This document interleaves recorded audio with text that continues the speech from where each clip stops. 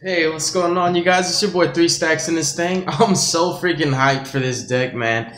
I keep updating it and tweaking it and changing it. It's actually been the only deck that I've been playing for the past week, I believe so. I've just been working on my gym nights like crazy. I'm trying to get this deck to be the best that it possibly can be.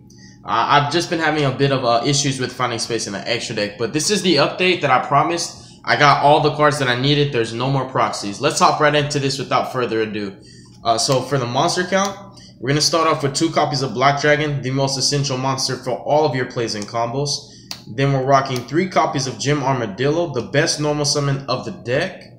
Then we also play in tandem with that 3 copies of Gym Knight Obsidian. We play 3 copies of Gym Knight Lazuli. I'll explain my card choices and all the reasonings and synergy and combos that these cards can make together once we get through the monster lineup. Then we're playing 3 copies of Predaplant or Ophiris Scorpion and 1 Darlingtonia Cobra, basically the Garnet of the deck. And then moving forward, for the actual fusion fodder and outlets, we're playing 2 copies of Gym Knight Amber. Let's move Amber up here. Let me check my camera. Oh, that's perfect. You can see everything. So we play 2 Amber and 1 Lapis. These are the targets that you use to make your fusions by abusing Obsidian and Lazuli, of course, in cards like Black Dragon.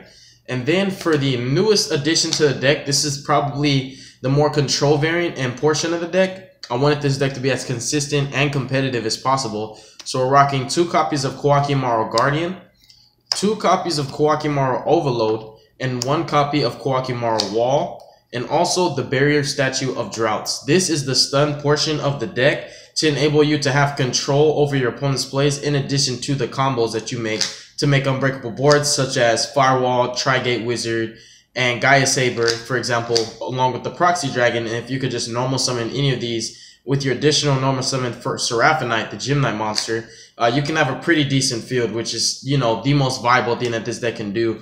It can basically make the best field that it possibly can and hope that your opponent doesn't kill you. And for my target for my MX Saber Invoker, I chose Assault Halberd. Now that we've gotten through the monster lineup, I can go ahead and explain to you why I'm playing the cards that I play for the monsters before we get to the spell. I play Assault Halberd over the Thousand Blades because I always banish my targets anyways. So Thousand Blades effect to special summon himself in the grave will never ever come up for me. So I wanted to choose a better Earth Warrior target.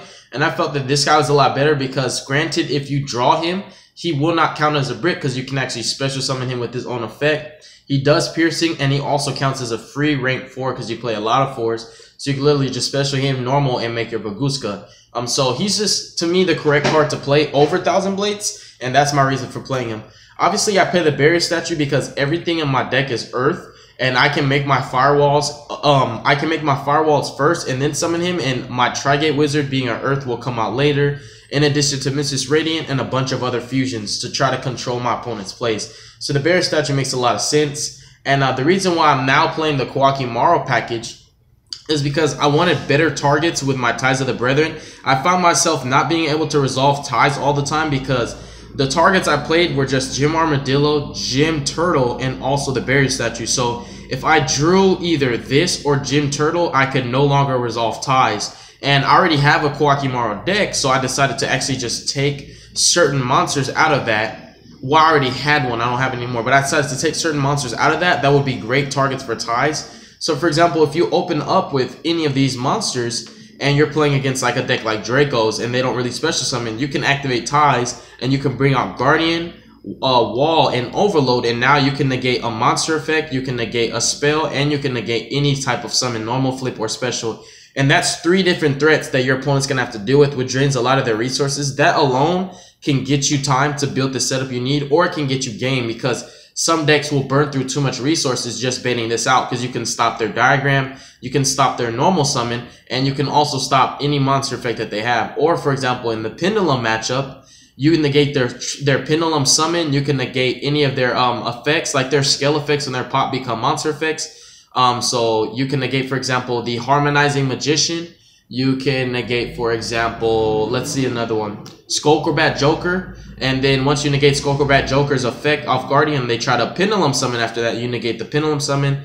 and you can negate any of their most important spells like Duelist Alliance, Star Pendulum Graph, etc. These are really, really great targets for ties, and they increase the ceiling of your deck because now you can play a lot more competitive and a lot more control. So even if you don't open up with fusion outlets or the targets to make your crazy combos, you can still take control of the game and buy yourself time with this package. And just putting the barrier statue next to any of these, like for example, Guardian, barrier statue, and wall, your opponent cannot special summon. He can't basically activate a monster effect, and you can negate his spell. So he'll have to bait these two out and still not be able to special summon, which is really powerful.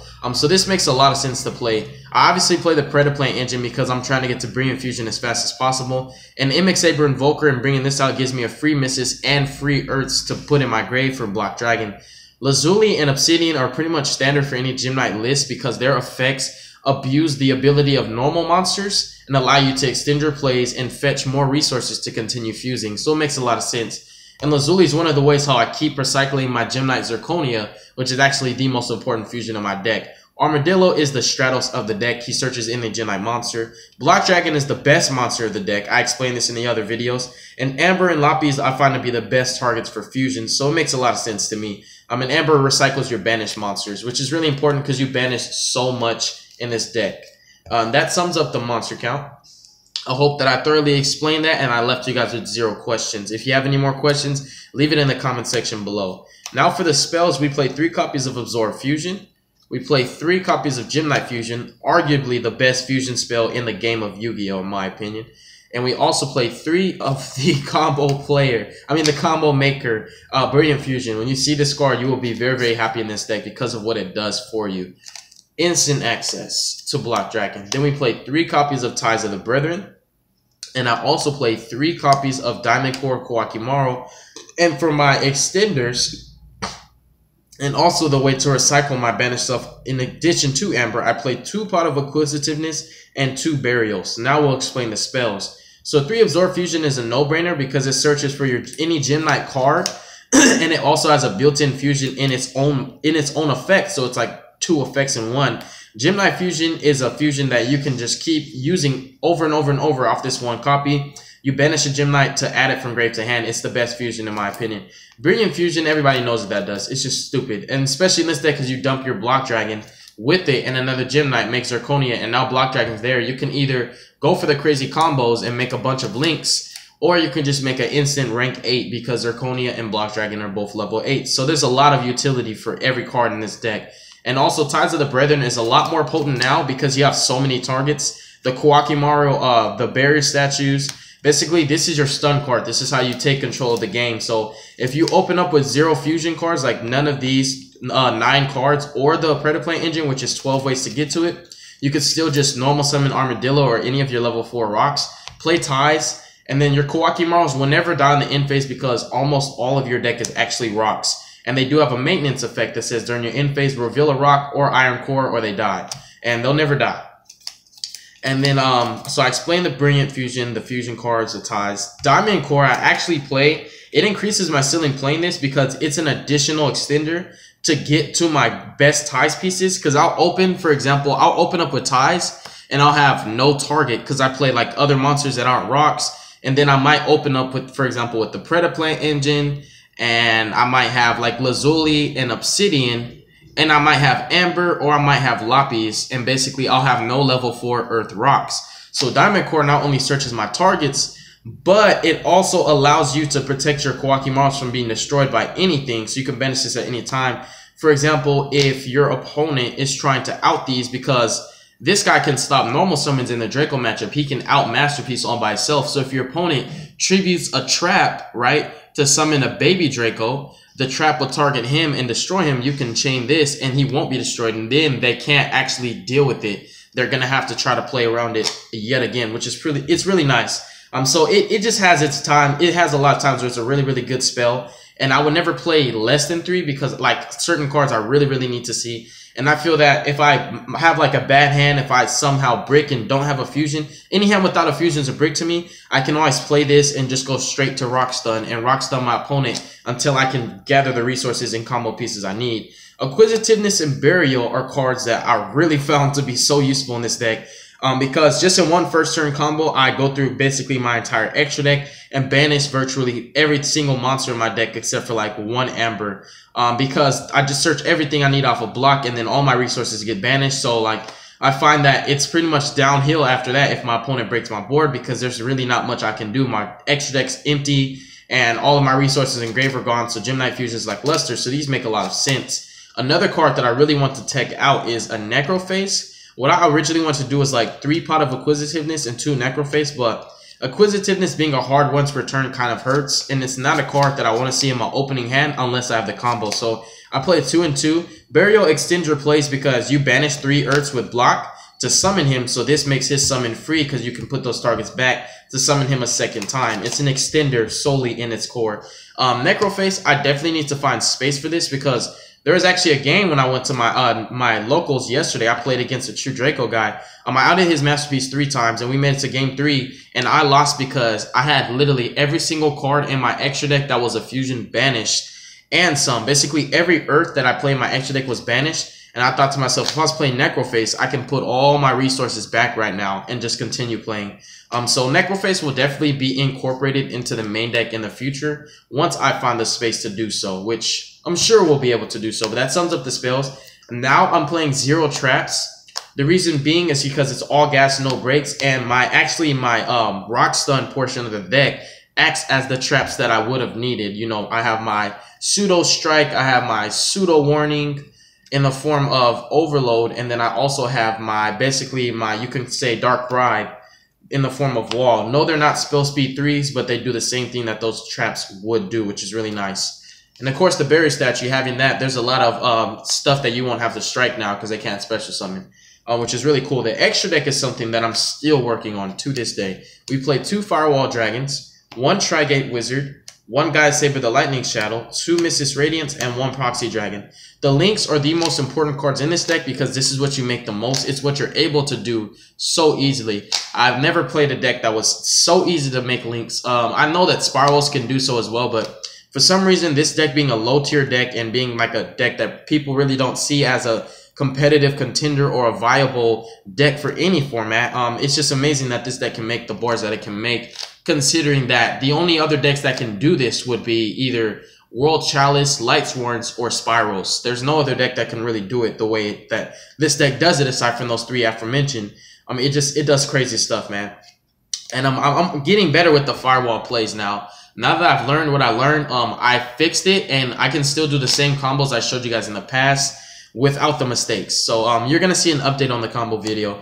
And for the fusions, we play 1 Lady Brilliant Diamond, the best one. We play 2 Zirconias. I wanted to play 3 so very badly, but with the new addition of Trigate Wizard, I felt like, you know what, I need to cut a card, and I was like, you know what, we're just going to keep using Lazuli to add him from graveyard to extra deck and keep using Pot of Acquisitiveness to add him from grave to extra deck. So that's how I'm doing it now. Even though I play 2, you just keep recycling him. Then I play 1 Gem Knight Prismara. This card alone outed Masterpiece yesterday. I had Mrs. Radiant on board. I already baited out Masterpiece's pop effect by summoning a Zirconia because he was at 34 and the dude got scared because he can attack over Masterpiece, so he popped him.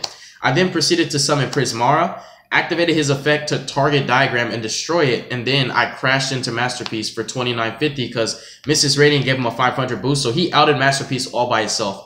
I thought that was insane. This card deserves his he deserves his credit. He's a really, really great card. He extends my plays by popping my own Mrs. Radiant, or he just outs any problematic card in my way. 1 Seraphinite. I don't know what language it is, but I had to trade it. I traded the English one so I can get Trigate Wizard. I traded my English one to get this and the Trigate Wizard in addition to that because I think this one's worth less than the English. And 1 Lapis Lazuli, the extender who allows you to burn your opponent to death. And for the XYZs, I play Baguska and MX Saber Invoker. Now, the thing I'm most hyped about right now is definitely Trigate Wizard. Because now, in addition to all the monsters you can make, you can have him co-link by 3. And you get all of his effects because I believe they actually stack. Yeah, he gains effects based on the number. So when you have your basic combo that I explained to you when you open with Gem Knight, Brilliant Fusion, and then Gem Armadillo, you can make virtually every single extra deck card in your extra deck. And you're able to basically make, I think the maximum would be you go through like 2 or 3 link 2s, you're able to make 2 link 3s, and you still get to make 2 link 4s. So you're basically able to make everything that you see right here in one turn. So it's a really, really insane combo, and Tri-Gate Wizard increases the ceiling now because in addition to the firewalls and the Baguska, you can have firewall, you can have, for example, this. Guy Saber will be pointing down. Tri-Gate Wizard will be co-linked. You'll have this Proxy Dragon and you'll have a Baguska.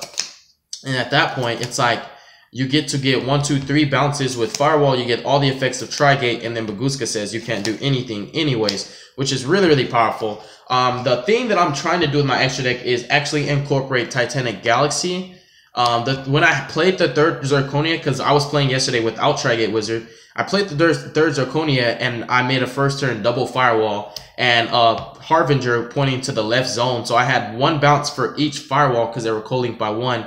And I had a Spell Negator, which is really nice. But I was only able to do so because I played 3 of him. The first got summoned off of Brilliant Fusion. The other 2 came out due to Gem Knight Fusion. And I overlaid the 2 Zirconias to make him. And just because I was playing him yesterday, I was basically playing him as a proxy or just a filler for my Tri-Gate Wizard. And then when I got Tri-Gate, I took him out because it was like, you know, negator for negator. But I still want to play him, so I need to find space for him. I need to find space for my Borlo Dragon, which I picked up yesterday, and possibly a second Gaia and another Missus. Earths are really important because I play the barrier statue. So like, if I want to keep him on board and not link him, because you could always link him and another Earth to make Missus just to get the barrier statue out of your way, so you can summon other monsters like Firewall or your Borload if you're playing it, or like, for example, you know, Proxy Dragon. That'll work, but sometimes I want to keep him on the field, so I'll summon cards like Tri-Gate Wizard and Missus Radiant. And because I only play 1 Tri-Gate and 2 Missus, it's like I'll only play those 3 Earths aside from the Guide Saber, which always gets summoned first turn. It's like, you know, I want to play more Earth Links is what I'm saying, so I can keep this guy on the field and still special summon all the monsters I need to continue locking my opponent out. But that definitely sums up the deck profile. I'm going to show you guys the new combos that the deck can make, and just keep in mind that I'm still working on the extra deck. These are the main 3 cards I'm trying to fit in. I really wish we could have 20 cards in our extra deck because I would just add these in. But thank you guys so much for watching the deck profile. I hope you enjoyed it. Stay tuned for the updates because we're still trying to find ways to add quite a few cards in the main deck and the extra deck. You're going to see a lot of variations on this. This is a deck I'm really loving right now, like a lot. I'm so hyped about it. I love you guys. God bless you. Make good choices. Don't hurt your brain cells, and be safe.